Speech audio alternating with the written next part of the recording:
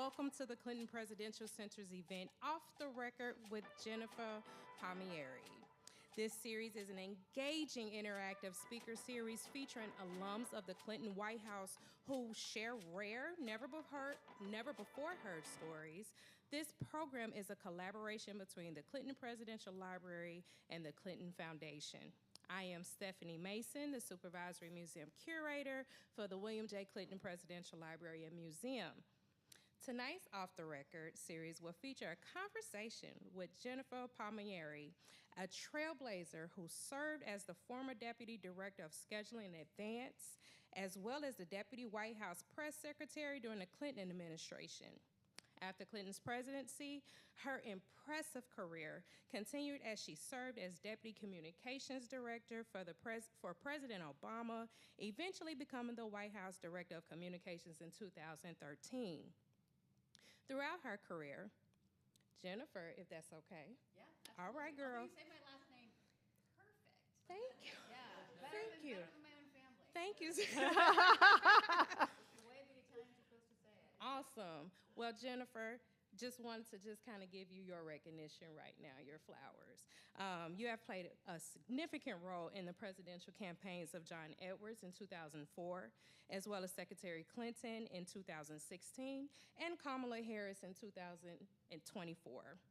With her experience as a former White House Communications Director, New York Times bestselling author, TV host, producer, podcast host, and political strategist, Jennifer will share invaluable insights from her time in the White House and beyond. She will inspire us all with her stories from presidential administrations, campaigns, and memorable behind-the-scenes moments. Before we begin, I want to recognize my dear friend, Stephanie Streett, and tonight's moderator, who is also the Executive Director of the Clinton Foundation, and any other dignitaries that are in the room today. We are sincerely thankful for your participation in tonight's event. We hope you find tonight's conversation enlightening and enjoyable. Everyone, please join me in welcoming Jennifer and Stephanie Streett.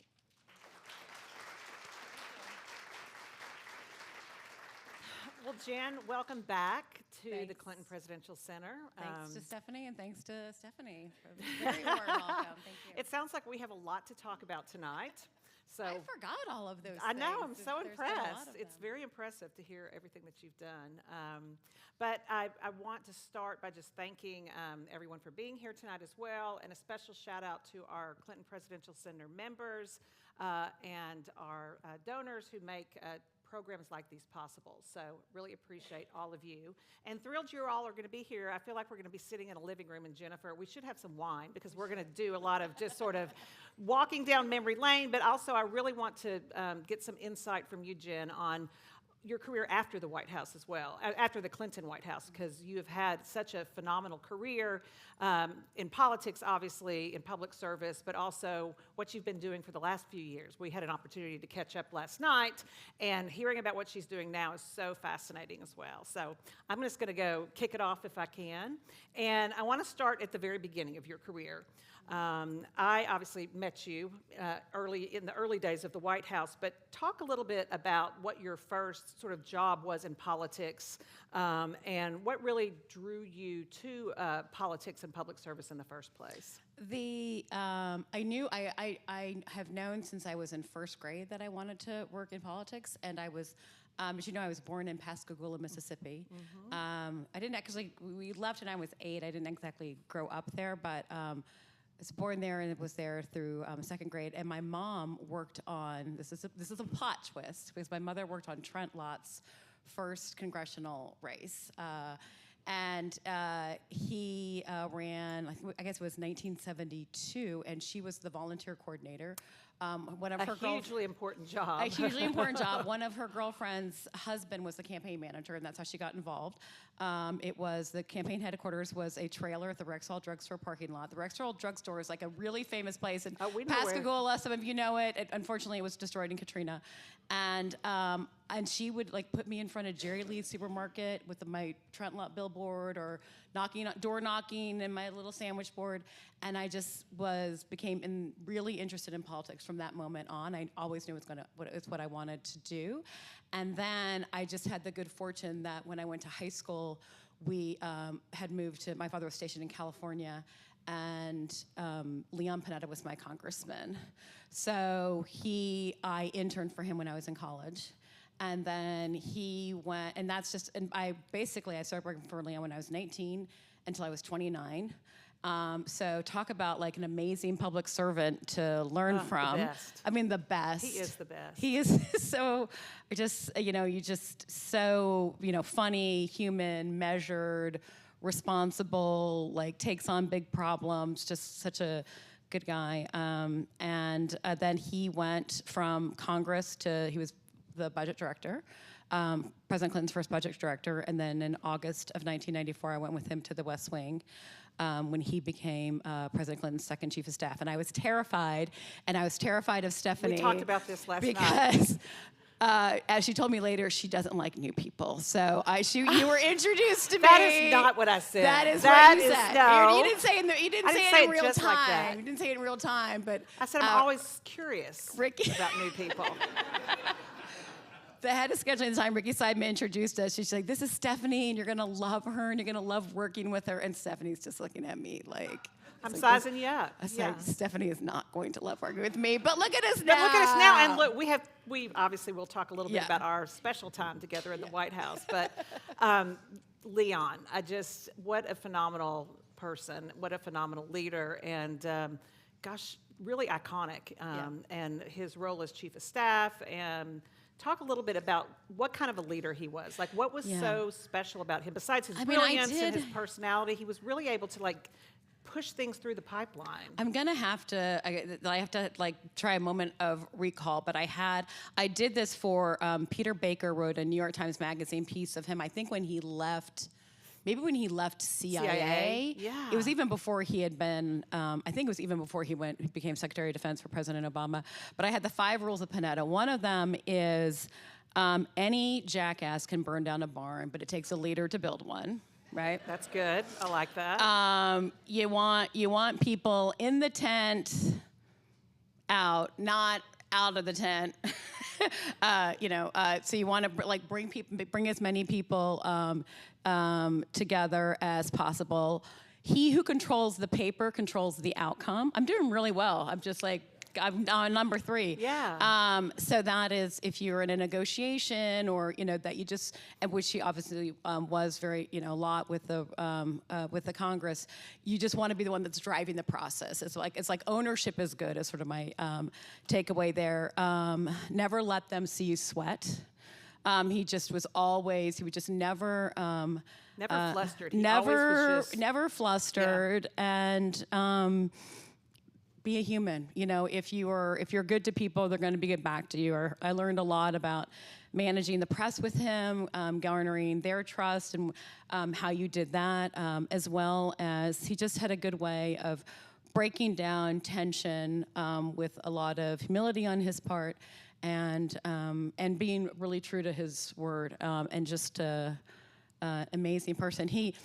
When we worked in Congress together, we worked on this big project to make the Monterey Bay National Marine Sanctuary. And this is a big issue in California because it was always under threat of offshore oil drilling, and obviously Monterey Bay is a really beautiful, pristine area.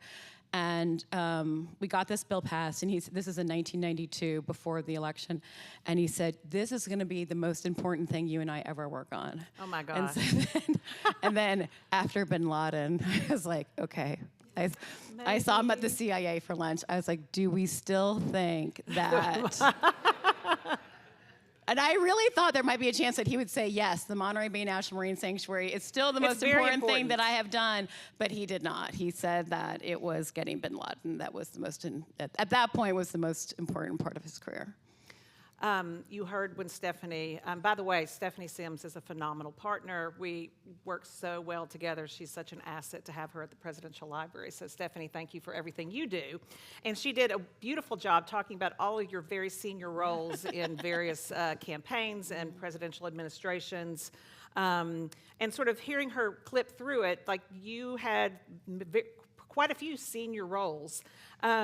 Can you give us a brief background on sort of the multiple leadership roles you played in these various administrations? then talk Yeah. about on the campaigns, and then tell us what your favorite role was My in the favorite role. Clinton White House. And the Clinton, my favorite. Well, this is a good. I'm gonna like maybe start there because I did. So I worked for Leon at the Office of Management and Budget from whatever April of '93 to August of '94, and then when Leon became White House Chief of Staff, and he said.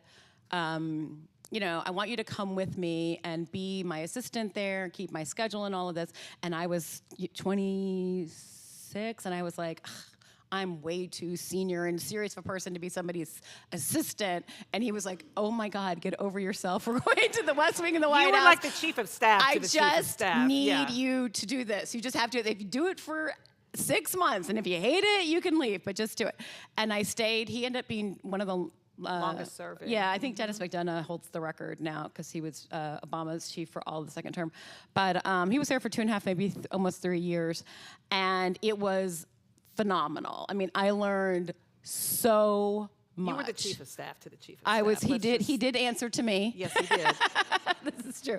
And I learned so much and just had such a good exposure to everyone. And so when he left, I thought, you know, what people advised me what to do next. And it was like, well, you got to get out of administrative role because if you stay in administrative role, women get pigeonholed and blah, blah, blah. But I thought, I'll probably never work in a White House again. And I want to be where the smart people are and have exposure to them and just learn as much as possible. And if you're going to be in the White House, try and be in the center of the action. Where the action is. So where's the action, people? Denver, where's the action? That's right. That's right. Thank you for the audience participation. Yeah. Scheduling in advance. And so there's nothing more. There's like the most important commodity is the president's time. It is, I mean, Stephanie and I were in, all Every the big meeting, meetings, yeah. Seeing the president every day. You just have, having people argue. I mean, the schedule is where everything gets resolved. The rubber meets the road. That's what it is, because you have to, because otherwise it's so easy to kick the can and be like, well, we don't need to make that. Bob and Janice are nodding, yes. We don't need to make that decision now. That's, or that's all the time. How many times did policy decisions come up in scheduling meetings, which was. That's, of course, but because the president is the person that has to make these decisions, and how he spends his time clearly is going to kind of make a big difference. Yeah, there. and it's just the event is happening. Here it is. It's happening. Therefore, you all need to make the decision. So, so that was amazing. That just gave me the most exposure to. So Jennifer came after Leon to work with me in the White House scheduling office. As literally, we were like inseparable. She was my right-hand person, and we, for that short time. For like a year and a half, I guess. Year and a half. Yeah. And then after that. Mike McCurry was the White House press secretary at the time, phenomenal guy. And he came to one day and he was like, I'm leaving. Joe Lockhart's coming in and he's going to take over as the press secretary. And I didn't understand why anything had to do with me.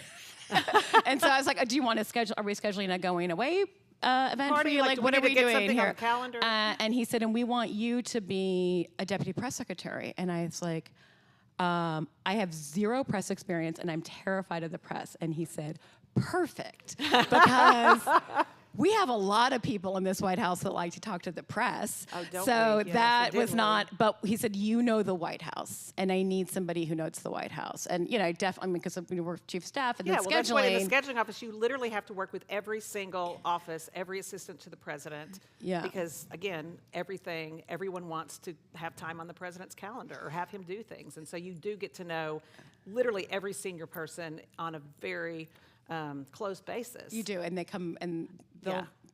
I mean, They sometimes grovel. they come and cry in your office. Yeah. Sometimes that would happen in That's Stephanie's annoying. office. Yeah, That's very annoying. But I felt like those were the jobs where I learned the most. Yeah. Learned the most about politics. Learned the most about how a big operation runs. Learned the most how you do that. How you deal with people. How you deal with difficult people. How you deal personalities. with like we have some humanity too. And it was a good, it equipped me for the press office. Yes. Yeah. All right, we're going to keep on going on this sort of Yeah. timeline here. So it's fascinating, people that have worked in 2 different administrations. Right. So talk a little bit about the, what do you what do you see as some of the defining difference in terms of governing and the political climate between the Clinton years and then the Obama years? And then I'd like you to touch a little bit on, from your vantage point, what did you think were some of President Clinton's strongest key kind of leadership, or his strongest skill set, and what did you see as President Obama? Were they different? Tell us about the differences. They're different guys, yeah. I would just say, first of all, we were saying when Stephanie and I got together last night, it's sort of your first big political home. It's this is always home. Little Rock is home, Clinton Center is home, and your Clinton the Clintons themselves, your Clinton family, the first bit, and just everything that we went through in those 8 years, it was searing and it was bonding. We were in the foxhole together. But it was so magical too, though, because there was always a sense of possibility, right? There was just, we had a lot of trouble that we had, it wasn't easy. Also, in 8 years, I'm not sure that anyone ever completed a sentence because we were constantly interrupting each other and finishing other sentences because there wasn't enough time. And a friend of mine left maybe in year 7 to go find a job on the outside, and he said, "We're not equipped for the outside because people let each other finish." I was like, "What?" Right, we move too fast. We can't. We don't have time for that. But it had this, and Democrats had not been in charge for so long because it'd been 16 years, I think, right? We did the math last night, 16 years since President Carter had been in office. He was only there for 4 years. Other than Warren Christopher and I guess Alexis Herman, no one had really worked in the Carter administration. So, it was all newbies. Right. And it showed, Friends. man, yeah. But also it was just volatile in the best ways, right? You just felt like something terrible could happen, but also we could get so much great stuff done.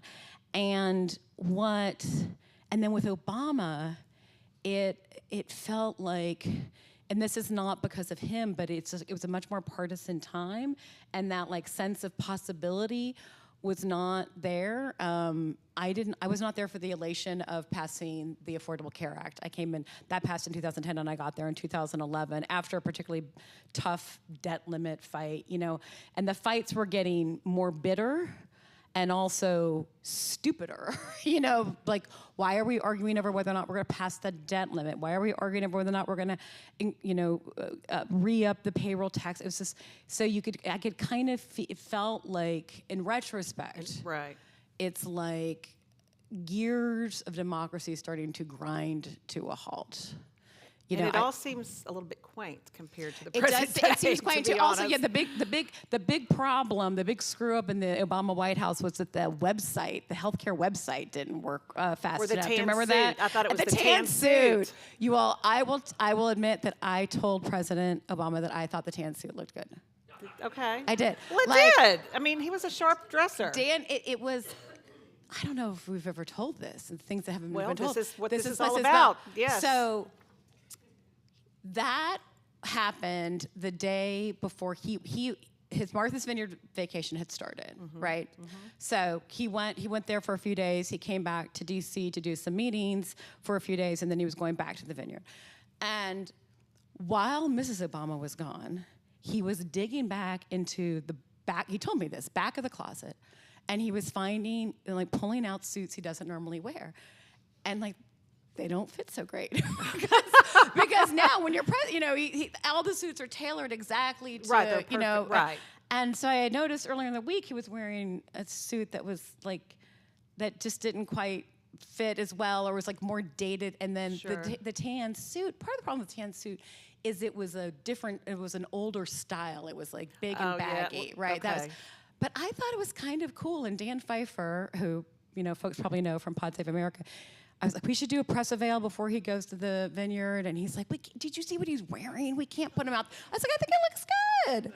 And oh my God, you guys, that was so scandalous. It just shows you but it shows you something about politics, and just, politics is just humans on a big scale, that there's always gonna be something. So no matter how well you do, or, there's always gonna be, those guys, the press, whatever, they're always going to come after you no matter how stupid it is. So but there's this I told you the serious thing last night that like there was a moment we had, I guess it was probably 2014, and I was in the Oval Office with President Obama, and we had just gotten word that the Supreme Court had decided that it would not hear a case on DACA. So this is deferred action for children, I forget what the A is for, but this is dreamers, basically, kids that came here, kids that whose parents came here, undocumented, and kids that had been living here. We had tried to pass, and the Supreme Court could not hear the case, they decided, because they only had 8 justices, because Senator McConnell would not allow there to be a hearing on the vacancy in Merrick Garland, right? So let's review what's going on here. What's going on here is we had been trying to pass the DREAM Act. Congress refuse to do that. So we found a way to do some part of what would be accomplished in the DREAM Act administratively. You know, it's all lawyered up. Reasonable people want to disagree that it was not legal. There's a case about it, fine. But the case can't be held because, once again, Congress isn't acting, right? So this is when I'm like, this is not like, oh gosh, Newt Gingrich is being terrible to us as we dealt with during the Clinton years, but this is like, you're like, this is the thing breaking down. And it felt to me, because the Clinton administration was such a possibility, it felt to me kind of like the apex of maybe how governing could be when it was working right. And then ever since then, we have had, you know, I think a lot of systems need to be rejuvenated, you know, need to be just reimagined for a different time, a different century. But you could feel it during Obama, just like I said, grinding to that kind of halt. I still had not, I knew it was a time of turmoil. I knew it was a time of a lot of change, just historic amounts of change. I still didn't expect to see, you know, what happened. But you could feel it, you know, there was something bigger amiss than just partisanship. Yeah. Well, we're at the Clinton Center, so we're going to go back to the Clinton administration for a few minutes. And I want to go back to sort of President Clinton, and again, from the vantage point you had in so many different areas in the administration and in the White House. Talk a little bit what you thought, or there seemed to be a deliberate architecture to the way he campaigned, governed, and sort of the accomplishments that still have a long tail for today. Talk a little bit about what maybe the 2028 presidential hopefuls could learn by looking back at Bill Clinton and how he campaigned, governed, and how he is still trying to put people first and help people have better lives. Yeah, I mean these slogans sound trite, but they're trite for a reason because they work. They still mean something. They still mean something. So what I think after President Trump won a second time, like around this time last year, I went back and read President Clinton's new covenant speeches. Do people know? This is a very informed Clinton audience, so you know what I'm talking about. It was, I think that they started in 1991. It was a series of speeches he gave to Georgetown. Sort of in anticipation of running for president, but that laid out the themes of, what he believed. There is no man on the planet that loves America more than Bill Clinton, right? And that's just, I think that's so core and important in our leaders. So it's like what he loved about America, the possibility of America, what was lacking, what middle-class families needed and weren't getting, what he could deliver, and that was sort of boiled down to 3 words, right? Community, opportunity, responsibility. And whenever we had trouble, which, we also, we were getting into a lot of trouble, hitting a lot of partisan fights up there, we always knew what to go back to, right? I mean, how many times did we sit in Rahm Emanuel's office? The message was the same, and for people that are older than I am, and I won't point you out, but that worked for President Clinton when he was governor and knew him, and those themes and his vision for America was the same in 1974 as it is today in 2026. So it's been very consistent about how he sees the world and how he solves problems. And it just it just guided us the whole way. Whenever, we just North sometimes Star. sit in Rahm Emanuel's office, and when he was the senior advisor, it'd be like this 9.5 fingers. Like, what are we doing? You know what we're doing? We're going back to community, opportunity, responsibility. That's what we're doing. That's what we're here to do. And so I think that, President Obama had, maybe a slightly different take on that. It was a slightly different time, but it was sort of those same values. Right. And I don't think that they're not the right values now, but I do think that the people who are running in 2028 should go through that kind of process. So, you got to understand really deeply at your core what you believe, why you're doing this, what you think America's about, what you think is lacking in America. And you got to do all of that thinking on the front end. And I really would not listen to any kind of polling right now or analytics or blah, blah, blah. I mean, the other thing with working for President Clinton was, he was somebody who won in a southern state. He knew that you had to fight for every vote, and he knew that every voter, he never met somebody he didn't think he could convince would vote for him, right? So writing off of certain states or a part of a state because you're like, those people are never going to vote for us, and we don't all of that stuff. I've just, I've always been uneasy with, and now I feel vindicated that that doesn't work. But people know.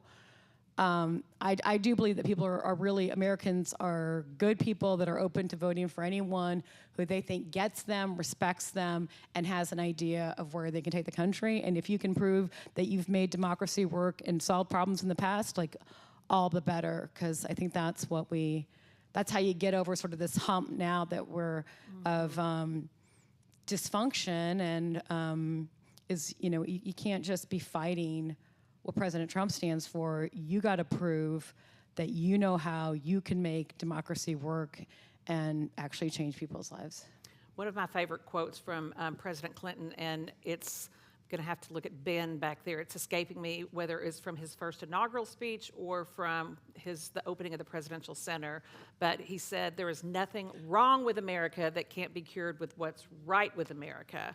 And how true I feel in my bones that is today. Yeah. And I wish we could sort of figure out how to get back to that, It's true. It's one of my favorite. Yeah, that is I say that all the time. Yeah, I totally believe it too. And I love that you mentioned Rahm, because as we talk about 2028 hopefuls, yes, we've heard through the grapevine that potentially he is exploring a presidential run. It'll be interesting to see if he sort of adopts that same kind of a framework for governing, or the same, it'll be interesting to see. I think he will. He will, if nothing else, I think Rahm will run a good process. Right. And process matters. He understands that. He really does understand that. Yeah, he understands that you have to have these values underpinning everything, or you're completely lost. And by the way, why are you doing this? And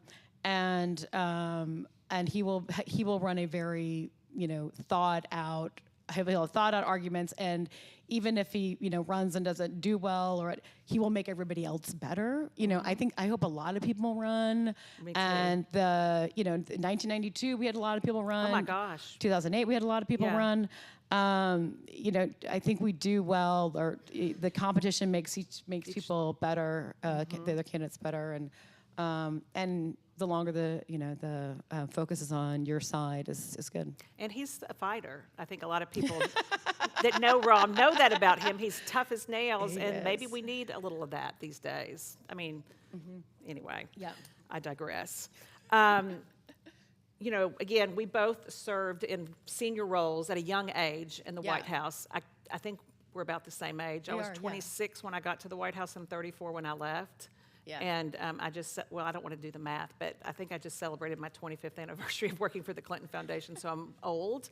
But all of that to say, I know in my career, it was so important to have mentors, and really strong mentors. And, being a mother of 3 girls, I always am hoping that my girls have the great fortune to have wonderful mentors like I did, and I know you did. Yeah. One of the mentors that we both spoke about earlier tonight and last night that we all still talk about all the time, well, first, obviously, Alexis Herman. What oh my God, an incredible human being, what an incredible leader. I learned just so much from her, and I And could how live, to take listen control to her. of a bad situation. And- Alexis would just be like, And no, everybody, fearless, yeah. fearless. Yeah. Always in a room full of a lot of men, and she's, just, setting the agenda, telling us how we're going to get through it. How do we get to the next step? And gosh, I think so fondly of her. It's still hard for me to believe that she is, I know. if she's not here anymore. I know. Another one. And she was also just a lot of fun. And she was so much fun. Those of you that knew her, she was just always fun. And she was one of, like you said, she worked in the Carter administration when she was about the age we were in the first part of the Clinton That's wild. administration. The Carter administration was wild. I've read a bunch of books about it lately, and everyone was insanely young. Like, we Yeah. thought we were young in the We Clinton. thought, Yeah, They that were was very young, crazy. too. Yeah. And then there was the iconic Evelyn Lieberman. Oh my gosh. Evelyn yeah. Lieberman, what an incredible person. When she worked for Joe Biden. Yeah, she in was Joe Capitol Hill- Biden's press secretary. Press secretary. On Capitol Hill. She called him my Joey. Yes, and when Always. she came to the White House, like you, was an assistant for a very powerful person and did not see that as like a step down. Maggie Yeah. Williams, who was the First Lady's chief of staff, Evelyn came and was her assistant, and they were a dynamic duo as well. Yeah, that was and amazing, then yeah. from that, she was appointed to be deputy chief of staff. She went from being the personal assistant to the chief of staff of the First Lady to being deputy chief of staff in the in White- one term of the White House. Exactly. And it was just because she was No nonsense. no nonsense. She would have the hard conversations with everyone, but she would force decisions to be made. She had incredible judgment, but she would do it in a way. I mean, there was no one that didn't love Evelyn, And starting with Leon, who just adored her. Harold Ickes. She was just funny. It's just so funny, but it's the person that you need. She's gonna kick you in the butt when you need that. She's gonna give you a hug when you need that, and she gave, and particularly for young women, there was always a line of us out of our That's her dog, office, yes. that we needed. We needed to be in there and shut the door and cry. We all and- called her Mrs. yeah. Lieberman because she had been a grade school teacher, so that's what she went by. And like two things I will always remember from her: whenever her husband called, it didn't matter what was going on. You would chase her down if she was meeting with the president, whatever. If Ed Lieberman called, you ran and you got her and you found her, and she would always take the phone call. And the other thing she says, the best advice I ever got, and she said, people take their cue from you. Yeah. People take their cue That's from it. you. So if you're like, I don't feel respected, or I don't feel heard, or you have to act as if, we do this all the time. Right. Fake it till you make it. Yeah. Yeah. Or as Taylor Swift said, did. the We fake still it do. till I make it, and I did. But if you act as if you belong, you act as your opinion matters. I mean, and that is, it's not true that, everyone's in a situation where they can pull that off, but that is what, that's what her example And is. women supporting other women. I've told this story about it, Her Alexis. friend Madeline, and Special this- Place in Hell. Yeah, same. We all had each other's backs. We all, if you were in a meeting, that you knew that if someone like Evelyn Lieberman or Alexis was sitting across the table, your voice would be heard. And if it wasn't, then they would make sure that you had an opportunity to share, your opinion. There were several times in meetings, and I just appreciate Alexis so much. I would say something or offer an idea. And, again, I was in my late 20s, and, sometimes people would, just kind of talk over you, and you didn't finish your sentence, and then 2 minutes later, the same thing you said, perhaps another person, an Let's say older Rom. person, an older man would say it, and just people are say like, "Oh Rom. my Let's say gosh, Rom." Joe, that is such a great idea. That's great," and Alexis never failed to say, "That is a great idea, Stephanie, and I'm so glad that you were the one to bring that up a few minutes ago. Joe, didn't you obviously agree with Stephanie?" It was just wonderful, and she did it just so naturally. It wasn't, I just appreciated her. But it's like, both it's just of the them. best of both of them. Yeah. Yeah. That's the real thing, by the way, that women aren't heard, and it's not just men that don't hear women. It's women women that it's don't. women too. It's a science. We're making progress, but We it is are. Harvard Business School calls it bropreating. What? Bropreating, like instead of appropriating, Bropreating. I haven't Harvard heard that Business term. School calls it Who that. has heard yeah. that term before? Well, Anybody I else? wrote a book about women, and so I needed to subscribe to the Harvard Business Review for a year to read some of their publications, and that was one. But the amazing thing that they found was that it's not just in everyday business situations that women get interrupted. that women on the Supreme Court justices, the people getting interrupted are women, and they're getting interrupted not by the other justices, but by the plaintiffs or by the lawyers, the people presenting the cases to them. And the article concluded that there's no role senior enough where a woman is not going to get interrupted. Yeah. Wow. Yeah. It would happen to Secretary Clinton in meetings with her own staff. And she would just look at me and I'd say, yes, I think that was the point the secretary was making a few minutes ago. And everyone would be like, oh my God, you're right. Because it's like, it's a long, humans been around a long time. Men have been in charge for a long time. Not everybody's trying to hold women back. That's not what's happening. But we still Right, we ourselves sometimes. We just have these, unconscious stuff in our heads where we unconscious bias. Yeah. Everything's down. Yeah. Well, let's stay on the women theme. We're for getting a minute. on We're it. getting on it. Yes. Everybody's getting better. Speaking of powerful women, you worked on several presidential campaigns, and including Secretary Clinton's historic campaign in 2016. Yeah. Did you see a shift in public sentiment during her campaign? And was there, again, you talked about sort of in the Obama administration, kind of the writing on the wall. Yeah. How did that change, or did you see that be kind of it was tough. I mean, you all saw it, right? Yeah. It was like what was so heartbreaking to me during the campaign, before we got to the outcome. But Hillary Clinton is so good at going into, a lot of you know her well, she's so good at going into a room where people don't agree with her, listening to them, and sharing, hey, here's my perspective, and coming out with mutual respect. This is why Senator John McCain was a big Hillary Clinton fan, and Senator Lindsey Graham was a big Hillary Clinton fan, and a lot of the military leaders that I've had the good fortune to meet, whether she was on the Senate Armed Services Committee or when she was First Lady or when she was Secretary of State, just really respected her people. And so we would try to put her in these situations. I remember a trip to West Virginia, and also a trip in Johnstown to a factory there, and just in both places, terrible protests, people screaming at each other, at her, and just, and I said to her later, it's like, it's just at that point, the media ecosystem was such, they've been watching Fox News for 8 years, it'd been 8 years since, and they couldn't hear her. No one's been talking to them. Right. No Democrat's been talking to them, and they can't hear you, and it is too late, right? So that was it's just devastating, because then you're in a situation where we can't be heard, so we got to talk to the people that we just got to try to turn out the people that we know can hear us and try to convince, those folks to feel that, and that's like a failure of Democrats to not, again, to go back to well, we talked to this, this portion of the state, we don't talk to that state, or because of how they expect people are going to vote, and that was tough. But the good things for women as a presidential candidate, majority of people thought for the first time that a woman could be commander-in-chief. They saw that in her, and they haven't gone back on that. Right? This is progress. I will say, when I got there, I had never worked for a woman before, and I felt like I had been driving a bus for 25 years, and all of a sudden I would hit the accelerator and the brake would come on, and it's like, just everything was a little topsy-turvy. Just the reaction from the reporters, the reaction from the public was not at all what I had ever experienced in working for a man. And that's when I started to understand the concept of there's just something about her I don't like, right? I've heard that said a lot. Oh, yeah. Said a lot about her, said a lot.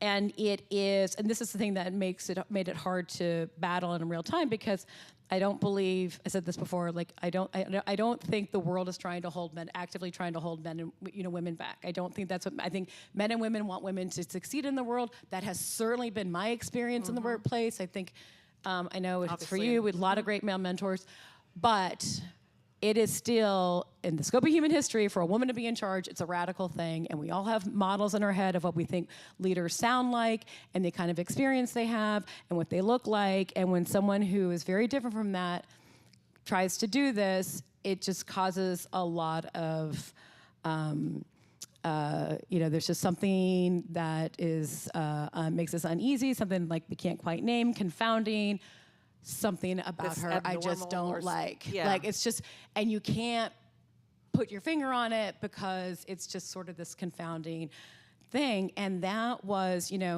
trust is a big thing with her, and it was like, we had this whole effort to figure out how are we going to get people to trust her, and we did these focus groups and polling. It's ridiculous. And I was talking to her at an event in Cincinnati, and we just gotten some recommendations back about what to do to make people trust her more. And she was like, "What do you really think?" And I said, "I think you're going to get elected president. I think you're going to do a good job, and then people will trust you." She's like, "You got it." Like, now you're, Right. because she had been through so much of, People and all trying these to, different iterations of right. her life of people not quite being, when she was first lady here in the beginning, people not being comfortable with the role Then that she she had her last was. name They and all- she didn't yeah. change her last name. Then she did. They're like, "Why did you change your name?" She's like, "I thought you wanted me to change my name." Right. I listened to criticism. You told me to change my name. I did it. And then we were like, "Why did she do that?" So, but she usually managed to get some kind of equilibrium. When she ran for Senate, first people were Right. skeptical. They didn't trust her. She did a great job as senator. And her listening tour across her listening New tour, York, yeah, that yeah. all. So, but it was not something they were going to tackle in the campaign. But it really did open my eyes to it's not, and it's just it. The differences for male candidates and female candidates persist today. But it's we just have kind of a different set of questions and expectations for women than we do for men. It's just a little different. I think the bar is still a little higher for women, but they're meeting it and they're crushing it. And you have record number of women getting elected, and I think one could get elected in 28. Talk, again, staying on the women theme, talk about, you were here when you wrote your first book and did a big book event here. It was phenomenal. Tell everybody who wasn't here about the two books, why you wrote them, and kind of what the theme was. The first book is called Dear Madam President, and it's a letter of advice to the first woman president. So it was coming off of, I feel like a lot of people felt this way after Secretary lost the first time. It was I'm desperate for something good to come out of this experience. And I felt like I had really learned a lot about how people experience women candidates, why it's different, and just what people can do about it, and also just lessons for women that I took from watching her. I mean, what's the best advice you've ever gotten from Hillary? It's I talked to her about, because she's been through a lot of hard stuff, and we were going through a really hard time at one point in the summer in 2016, and I was like, okay, I need a life hack. How do you do it? Right. How do you? And she said, I don't get something terrible's happened. I don't get overwhelmed. I don't let myself get overwhelmed by looking at the whole problem and thinking all the way to the end. I get up every day. I do what I need to do, what I can do in that day. I do the best I can, and then I get up and I do it again. Wow. Yeah. That's another book for you, Hillary's Life Yeah, Hacks. man. That's wow.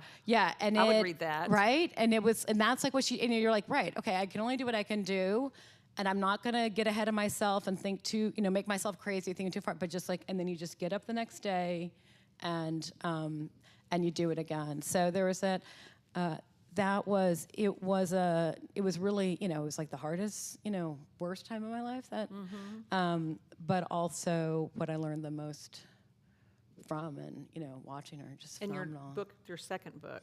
Second book was on the anniversary of suffrage.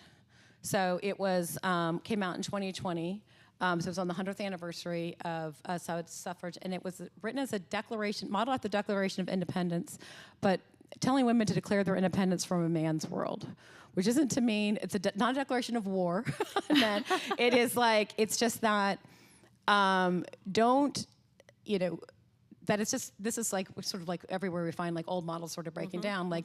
Don't expect, I remember when I worked in the Obama White House, I would always be one of the last ones to leave. And some of my girlfriends in the Obama White House would say, "What are you doing here? Like, a guy wouldn't stay this long." And I was like, "I know that." Right. You think I don't know that? It's your choice. I want to do this job the way I want to do this job. And I want to stay late, and I want to get it right. And, you know, everybody's going to have to keep, men, women, but they're going to have to keep up with me. And at some point, that's going to, you know. So it's like, just, you don't have to follow, you don't have to follow their same path.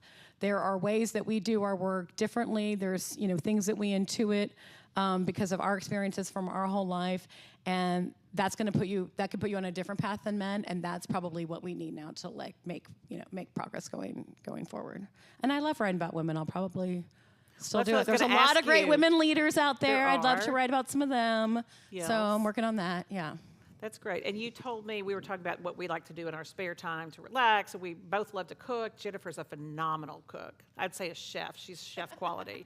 I used to bring a lot of coffee cakes into the Clinton White House. I have all of her recipes in a little folder still to this day. But you love to write, and you're a very good writer. What do you think that that's something you'll continue to do? Yeah, I do. Like what? It's like it is. It's the hardest thing I do, but it is, and it's not something I expected to do, but it is definitely the most.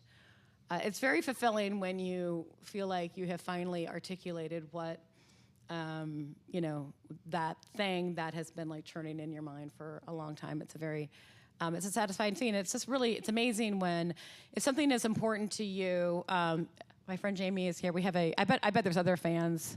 I'm a huge Jason Isbell fan. People here, yeah, right. This is a good audience for him. Yeah, okay, yeah. You know, and this is when he talks about songwriting. It's like, the more specific the example, the more, ironically, the more it will resonate with the rest of the world. Because if you can isolate like how you feel very specifically, you know, in a moment. He has this one song called Speed Trap Town, and it's like a lonely figure as the main character, whose father is, he's got a terrible father who's been in a coma for like 10 years, and he has to let go of. And he's at a high school football game, and he says, "These 5A bastards run a shallow cross." I did not know what a 5A high school was. You didn't? I did not know what a shallow cross was, but I knew exactly what he was saying. He was saying, like, these people, anybody who feels outclassed, right? They know what that means, right? So that's what I love about writing, is when you can isolate an emotion, something, an experience that you've had that, like, resonates with other people, and then they feel like, you know, I've felt that, just because you're, like, I have felt that way too, and that means we're not as alone, right? That's like, true. That's the whole goal, yeah. So I do, it's hard though. You know, there's And a lot you of have a staring book at in your blank head. screen. How many books do you have in your head? I have 3 books in my head. Okay. I have 3 books in my head. One is about a woman leader that I hope to write. Okay, we did talk soon. about that, but I won't divulge. One is about, I want to write a book about Elizabeth Edwards. Lovely. I have You had another. a very special relationship with that's her. Senator John Edwards' wife. Very special relationship with her. I already have a title for that. For You, Anything. Right? Because that's how it is with your political friends. And then I have another one. So. Good. Well, we'll look forward Got a lot to of those. notes. We'll look forward to doing Yeah. some big book events Yeah, here when they're those great. happen, Yeah. for sure. Let's talk a little bit, again, going back into favorite memories. So Yeah. many great fun things. Do you have a favorite memory of working in politics? Like, what's your favorite memory from the Clinton White House? Well, I had my favorite memory from and Obama. Clinton. I mean, There's so many. God, Clinton was. There's so. I mean, every day was wild and insane. Pleasure and pain. Pleasure and pain, and just the greatest. But there was one foreign trip we went on, the Balkans. We went to. So we went to Sarajevo. So this is after. I guess it was after the Kosovo War too. It must have been. We went to, and we did were you on this trip, Denver? Kosovo. Did you go to Macedonia? No, that was a side trip. Okay, so we did. Yeah, that was. Yeah, so we did. We went to Macedonia to refugee camps. So this is where Kosovo Albanians had gone.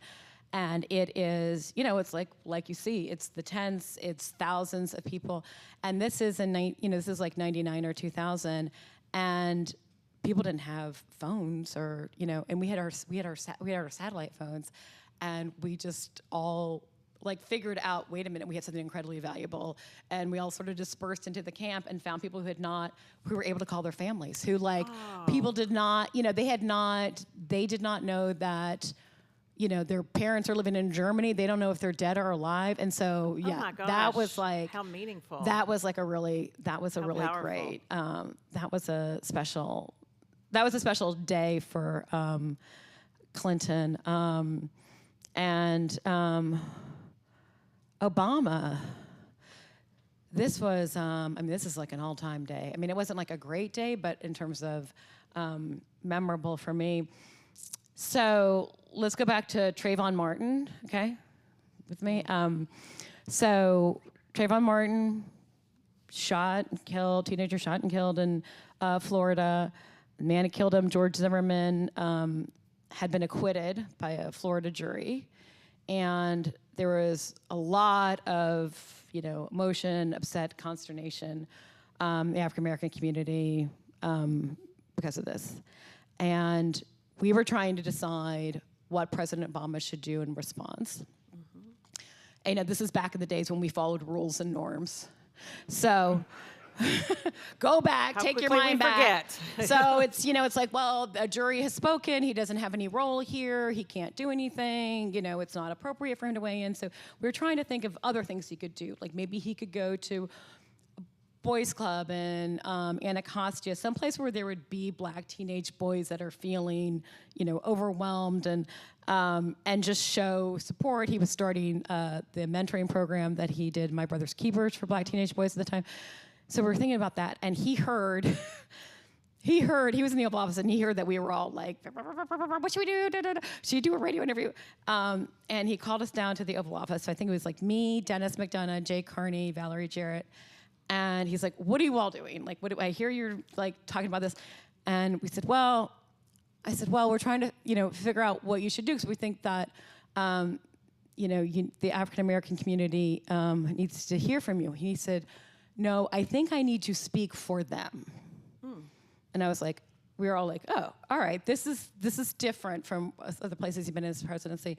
So then we like sat down, and he's sitting in the, in the Oval, there's like a chair here, the fireplace, and the president will sit there. The two yellow chairs in our... Yeah. And then behind him is a bust of MLK. Behind that is the Emancipation Proclamation, a copy of that on the wall. And Barack Obama sat there and talked about what it was like to grow up as a black man in America, right? And I'm on the couch. I'm just like, you know me, I'm a big crier. I'm like, tears streaming down my face. Valerie's like, tears are... And so he held, he just talked about this for like 15 minutes, time like when he was, this is not anybody's fault, but like a time when he was at a fundraiser for President Clinton in Chicago and wearing a tux, and someone mistook him for a waiter. Yeah. Times where white women cross the street, I've done that. We know white women like hold onto their purses when he walks in an elevator, all of this, all of this stuff. And then at the end, he said, well, what do you all think? And we said, we think you should say that. Where? We'll just go into the briefing room. That's what it's there for, when people have something meaningful to say. Right.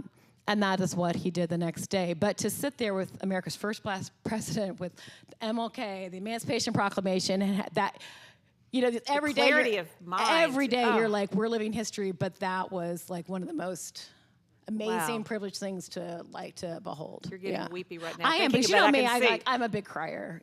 So it was really, that was really something. That is, wow. Yeah, wow. And having those moments, like, what a phenomenal opportunity that literally any one of us here, I mean, it's all, you work hard, like those are such jobs that you think about now, looking back at just, when you're in the moment, you take it for granted, and the opportunity to reflect back on those types of things are just, wow. And that's the thing, you asked me before, kind of like the difference between the two of them. Like, President Obama has such a sense of what people need in a moment. Whether it's putting you at ease so that you feel comfortable around the president or in the Oval Office, or like just one time during the stupid healthcare.gov when the website didn't work, it was so stupid. And I'm the communications director, and I'm a wreck because we can't like turn the stories around. And I had this really confident woman helping me who's like working just on like trying to find good stories. And we met every day. We met with the president every single day to talk about the stupid website and then what we were doing in press-wise, whatever. Like he doesn't have more important things to do. And at the end, he said, Jennifer and Tara, that was my colleague, stay back. And he's like, I want you to know that I know that the press on the website is not going to get better until it actually works. Okay? We're like, thank you. He's like, you should keep trying, and it's great that you are, but I just want you to know that I know this is not a press problem. This is a problem. Like, Wow. and it's not going to change. So he's Validating. like, How validating. yeah, yeah, right. So he, you wouldn't necessarily know all the way that his mind is working in like observing a crowd, but he really has an ability to understand just what people need at the right moment. Something. And what about President Clinton? President Clinton probably would not have said not to worry about the press.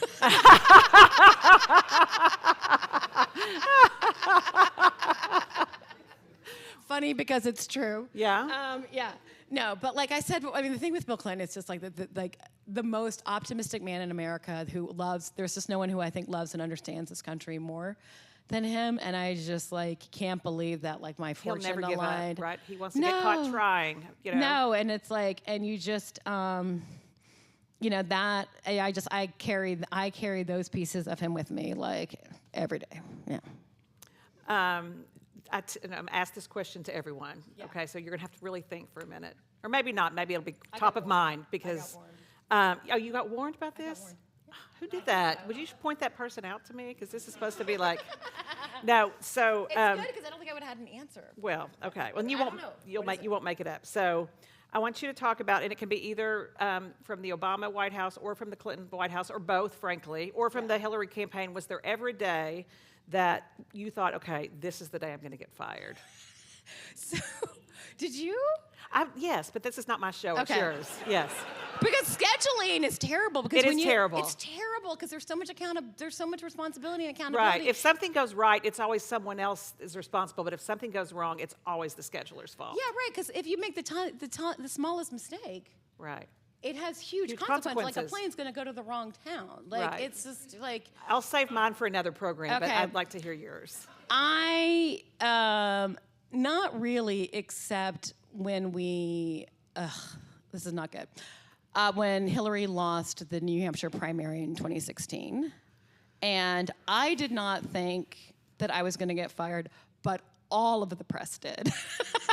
So there was a whole thing. It's like, okay, they got shellacked. But why was that why would you Because get it was fired? just like, fire the senior team, Oh, yeah, it's her all- press is terrible, therefore it's Jennifer's fault. Like, I don't know, so it was, and we were at that terrible hotel, I mean, it's not terrible, but it is terrible, the Radisson in Manchester. Some of you know it. And I still like, we drive by it, and I'm like, ooh. I did spend a lot of time with President Clinton and Secretary Clinton that day, but it was, the press were all like, okay, now this is what happens, right? You have and then you always think you're going to be able to survive anything, Right. and then you're like, wait, why am I the person that's going to survive? This is what happens.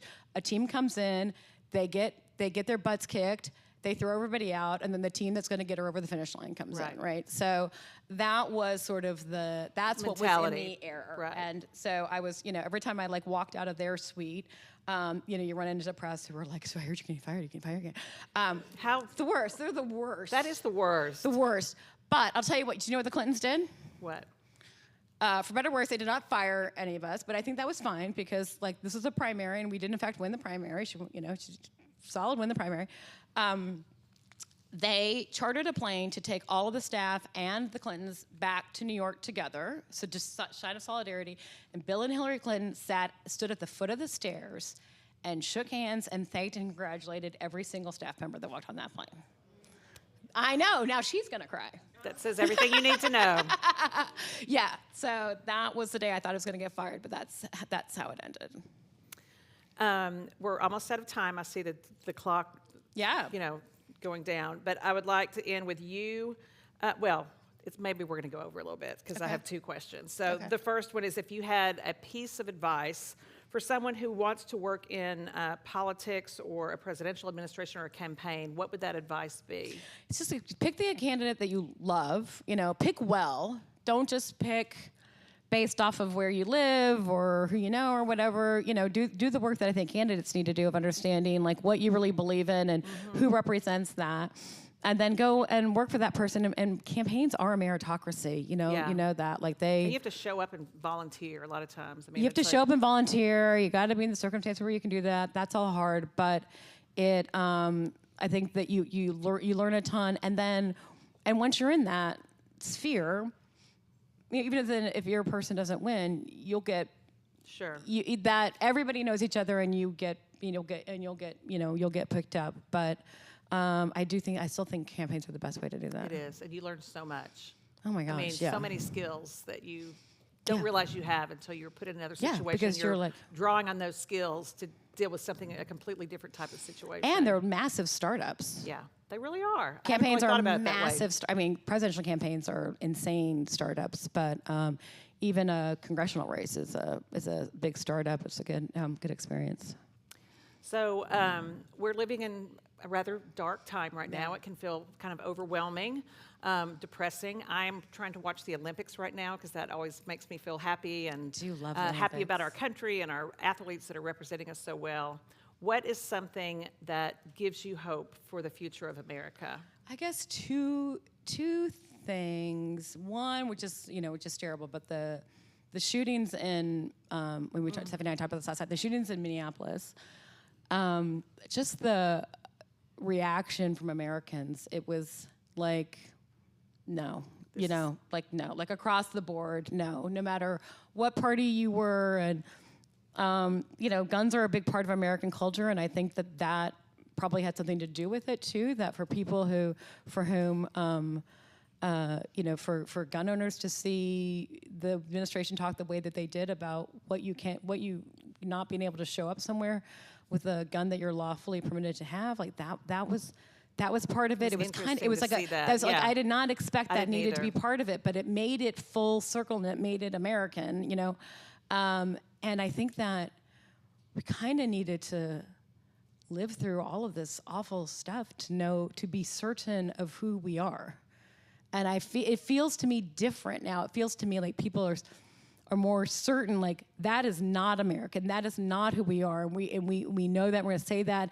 And it seems to be rebounding in other ways. It's not just, people aren't just standing up about ICE in Minneapolis, but on other issues. And Republicans are doing, elected Republicans are doing it more than they have done before. So it does feel like having hit some kind of rock bottom where we're like, okay, we are certain that is not what we are.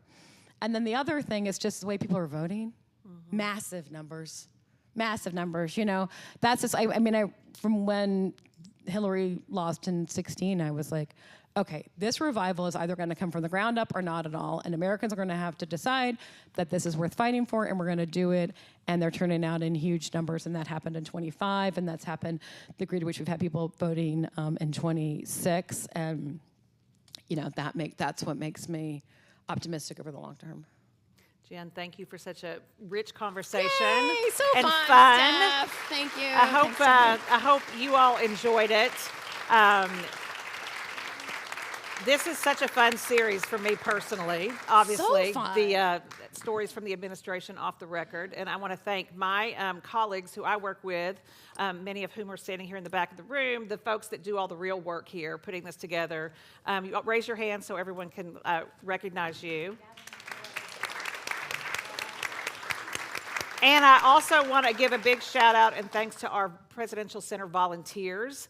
I say it every time, and I mean it with everything I have, that we could never, ever, on any single day, open the doors of the Clinton Presidential Center without our incredible volunteers. We have the most wonderful volunteers that are just that they represent the Clintons, they represent the ethos of what this place is, and they work so very hard, and we're so grateful for them. And we're grateful for all of you. Stay tuned. We'll have more great programs in this series, but also as we head into the 250th anniversary of our country, we have a lot of interesting conversations and programming in store for you. So thank you again for being here, and enjoy the rest of your evening.